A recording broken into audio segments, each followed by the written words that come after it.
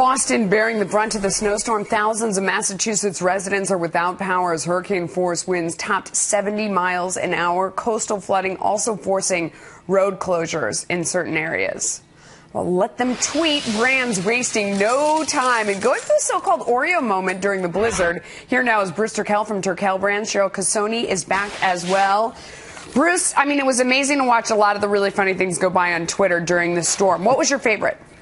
Well, I like anyone who makes sense and makes it funny. So things that are relevant, like Dairy Queen selling the blizzard, those are great. Good. But what I really like is Victoria's Secret telling us there's lots of ways to stay warm. Yes, that was good. That's good. Dairy Queen did the Stay Warm, Spoon It. Red Vines, very cute. They did not chancing it, stocking up. Cheryl, Bruce had a few good rules that I'm sure you would agree with on tweeting during the storm, during events like this.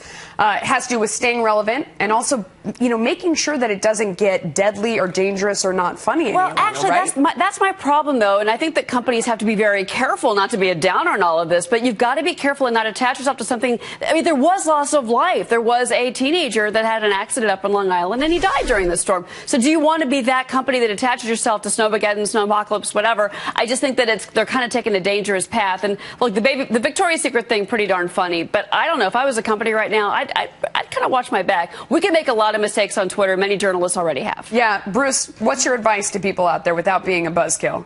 Without being a buzzkill, the most important thing is keep your eye on the news, know what's going on. If you're posting and tweeting, things are happening in real time. So it's okay to be making jokes and having fun until something bad happens, as Cheryl pointed out. Once you have a tragedy, once you have a death, there's no place for it. And then the mood's got to change. You say stop being funny before disaster happens. How do you know that disaster is going to happen?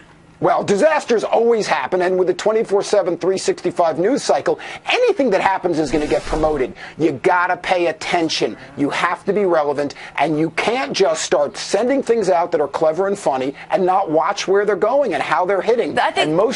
There are other ways, I think, for companies to get involved in tweeting that don't have to involve a natural disaster. That's I think, my final.